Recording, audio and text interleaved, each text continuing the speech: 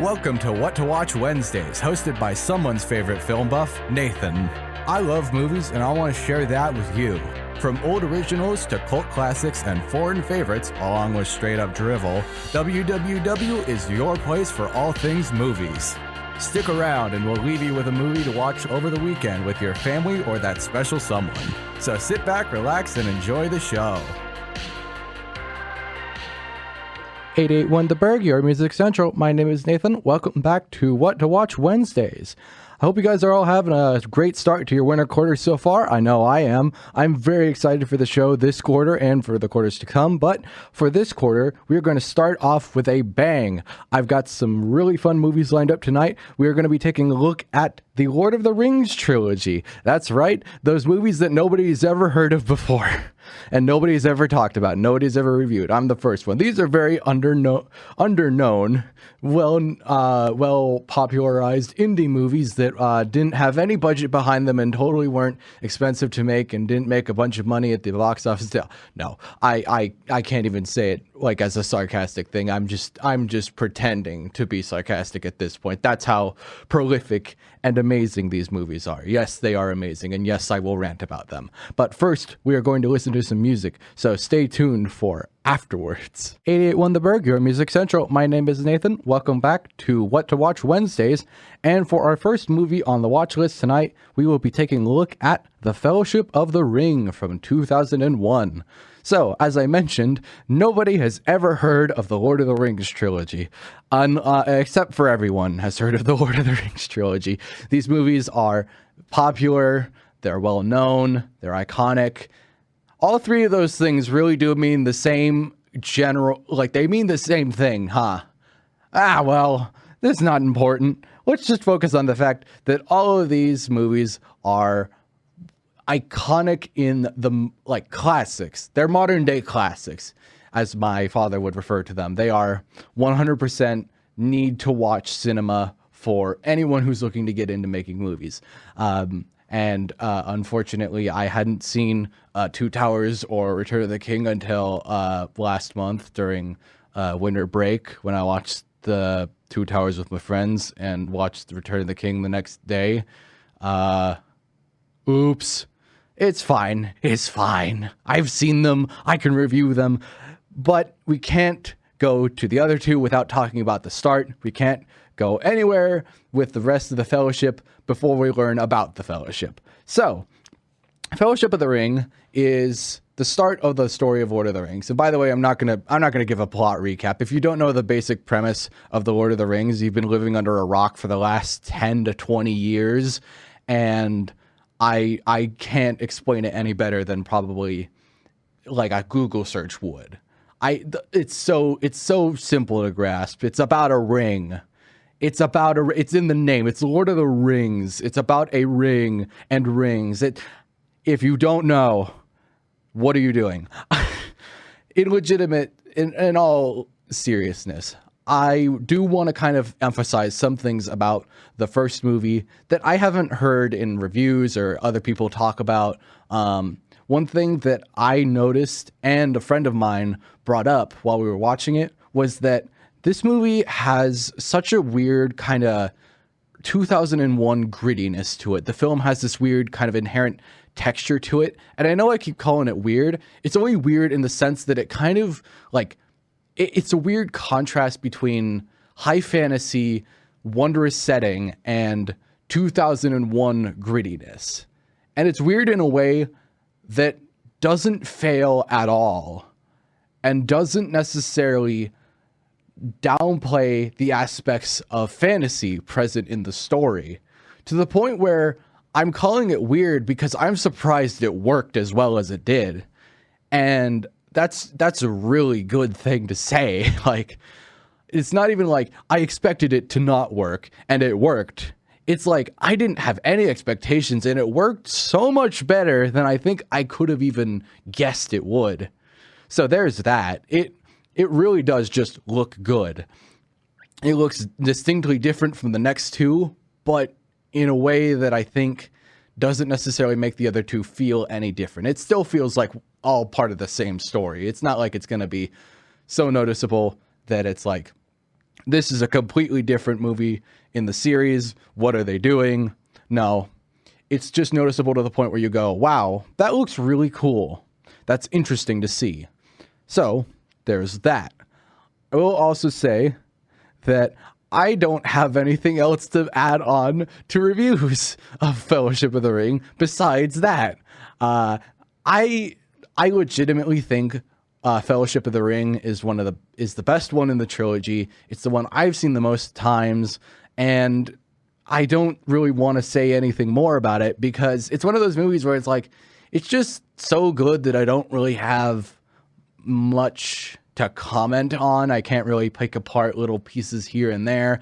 I'm not necessarily a massive Tolkien scholar either, so that probably gets in the way of it. But it's like, as an average moviegoer and as a film buff as well, I can't really like say too much beyond these are really good and I would recommend you watch them. I will say I do have a nitpick in that I wish the ring race or the Nazgul showed up a little bit more in the next two movies. And when I say that, I know someone's going to call me out and go, but the Witch King is in the third movie. I know about the Witch King. I'm talking about the ring rays on their horses individually, like the group of 9 of them. I don't remember them in any of the other two movies. And I really wish they were in the other two. They were just like there. Like when the Witch King shows up in the third movie, spoilers if you haven't seen it, by the way, but if you haven't seen it, it's crazy. You've missed out on a cultural phenomenon. I wish that the other 8 Nazgul were there to just be with the like Witch King and just fight alongside him. It would have been so cool to see, and I don't remember seeing it. Maybe it was because of the water. I don't care. I wanted to see more Nazgul. They're such an important part of the Fellowship of the Ring. Why aren't they there? Nitpicks. No many sit picks. I tried to say so many nitpicks and it came out no many sit picks. I'm at a loss for words and letters today. Let's just take a break, and when we come back, we will be taking a look at the Two Towers. 88.1 The Burg here in Music Central. My name is Nathan. Welcome back to What to Watch Wednesdays. And for our second movie on the watch list tonight, we will be taking a look at The Two Towers. Hey, look at that. It's the second movie on the list. It's the second movie in the trilogy, and it's called Two Towers. That's 3 twos. 2, 2, 2. 2, Brutus. 2 twos. I wanted to make more jokes, and I ran out of them. That's great. Anyway, Two Towers from 2002. Dang it. There's another joke right there. From the Two Towers, the second two. I gotta stop, otherwise I think numbers will be coming out of my ears. Moving on, they always say that the sequel is not as good. And you know what? They're right. This one sucks. No. If you like Two Towers, you are absolutely right for liking Two Towers. It is a very good movie. Now, as I ranted about Fellowship of the Ring, I like Fellowship of the Ring the most. That means that I don't like Two Towers as much as Fellowship of the Ring. And I should really emphasize that, because all things considered, Two Towers is still amazing. It's just like not as good as Fellowship of the Ring, but in a way where I go, I'd still watch Two Towers again. I'm not going to complain if you put Two Towers on. I just want to watch Fellowship first, because then I could watch all 3 of them in a row, and I could say I'm watching Lord of the Rings again, and it's like, which one you watching? Two Towers. Only Two Towers? What are you doing? It's just a thing. It's weird. But I want to emphasize that I have always said that when it comes to certain trilogies or certain series of movies, some of them are like so good as a whole that it's like, when you say this is the worst one in the John Wick franchise, you're basically saying it's better than most, like 80% of the action movies that have come out in the last 10 years.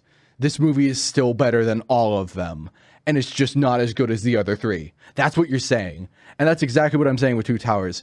Two Towers is the worst in the Lord of the Rings trilogy. And that means that it's better than the Hobbit movies. It's better than most of Game of Thrones. Even though I haven't seen it, I know it's better. Especially season 8. Right, for fans, I'm only saying this because I've heard it on the internet. I'm never going to watch a Game of Thrones. I feel sorry for your loss, but I don't care. Still, Two Towers, legitimately probably better than most of the fantasy that's come out in the last 20 years since its release. Like, legitimately, it's still a very good movie. And if you watch it, like, you'd notice it's still very, very good. I will say that some of the things I like about this movie boil down to the fact that Gollum becomes more prominent. I'm not saying that like I like Gollum. I don't like Gollum. I think he's a good character and he's got a lot of depth to him thanks to the fact that Tolkien is a good writer and knows how to create characters. It's just that Gollum is a detestable piece of garbage. I once again tried to say detestable piece of garbage and it came out all waffled up. Wonderful. No, Gollum is detestable. I do not like him as a person. If he was real, I would not want to hang out with him, which is normal because he's a weird monster who lives in a cave and got poisoned by a magic evil ring. I don't think that really like gives you a lot of leeway in the dating app scene because people are going to be like, I mean, he looks interesting. He's got some, he does something with his hair, but he's kind of been corrupted by evil and will probably bite me. And he eats raw fish. Like, I don't think, this is unplanned. I didn't expect going into the show to talk about Gollum being on a dating app. Wonderful. Once again, no. I think Gollum is an integral part of the story, and I realize I said I think he's an integral part of the story. He 100% should be there, and Tolkien knew what he was doing, and his character is very well written, very well crafted. It's just that he's annoying and definitely causes more troubles than fixes them, and he's not meant to be a fan favorite. So good for them on making the character accurate. 100% props for that. I should also say that I think obviously Two Towers is the midpoint. It's a very good midpoint. If I was doing something like a trilogy and if I had a movie that was like half as good as Two Towers is in terms of like the story elements and getting everything to the place where it needs to be for the last one, I'd be very happy. So props to that. I should also say that the reason I haven't ranted about this yet is because I have to scream. Helm's Deep is amazing. It's 100% the best part of the movie, one of the best fight scenes ever, and if you don't know and you haven't seen it, what are you doing? Excuse me for that. No, Helm's Deep is such a great battle scene. It's such a great scene. It's got a lot of great moments. It's so long. I love it. It's cathartic. It's amazing. Just watch it on YouTube if you have no interest in Lord of the Rings. I would recommend just doing that. I cannot express to you how much you are missing out on if you don't at least do that for yourself. So there's that. And so I would like to close out this little review of Two Towers by saying just because it's not the best one in the trilogy doesn't mean it's not worth your time. I still highly recommend it. All right, that's all for Two Towers. I'm going to take a quick break, and when we come back, we will be taking a look at The Return of the King. 881 The Burg, your Music Central. My name is Nathan. Welcome back to What to Watch Wednesdays. And for our last movie on the watch list tonight, we will be taking a look at The Return of the King. Do you want more numbers jokes? This one came out in 2003. It's the third one on the watch list. It's the third one in the trilogy. That's all the jokes I got. Okay, The Return of the King. It is absolutely worth your time just to see how the story ends. Amazing conclusion, perfect wrap up, just every way this movie ends. And the reason I say that is because a lot of people think there's multiple endings. Every way it ends is amazing. It's absolutely worth all the time and effort you put into watching it. Now, there are too many good moments to list in this review. So I would like to take a moment to say that Aragorn is my number one favorite character in all of Lord of the Rings, hands down. And I know that's not necessarily a new thing to say, because a lot of people like Aragorn, as they should. He's a very good character. I personally just like him because Viggo Mortensen is such a very, very good actor that I cannot take my eyes off him in any scene. He's just that electrifying to watch. Now, to kind of sidestep all the good stuff, let's talk about the extended edition. Doesn't everyone love the extended edition of Lord of the Rings? No. It's a weird topic? No, it's not. People love the extended editions. I don't know why I'm being sarcastic, because people do love the extended editions so much. And I will go on record and say I haven't seen any of the extended editions. But I know for a fact that Return of the King shouldn't have had some of the scenes in the extended edition. Some of it should have just been in the regular movie. Some of the moments I saw watching it on YouTube while watching the movie. And that's a weird way of doing it. And I know that there's just some marketing thing behind the extended editions, and it's very much for the true diehard fans. But if you're gonna just make movies for people to watch in the theater, could you at least like make it for them as well, rather than just making it for the super fans? Like, quite literally, if I didn't look up scenes, I wouldn't have known that, like, what happened to Saruman, unless, and then later I watched like the clip from it from the extended edition. It's like 2 minutes. This movie's 3 hours and 20 minutes long. You couldn't have added 2 extra minutes just to like show what happened to the villain of the first 2 movies? Could you at least have done that? Please. Please. And so many other moments in there I've seen, and I'm like, this would have been so cool to see in the original movie, because I don't want to sit through 4 hours. But at the end of the day, I probably will sit through the 4-hour cut eventually. I'm a movie buff. I kind of have to. B, I love Lord of the Rings now, so I'm kind of have to. And C, I have them I have the box set. I have the extended editions. I kind of have to.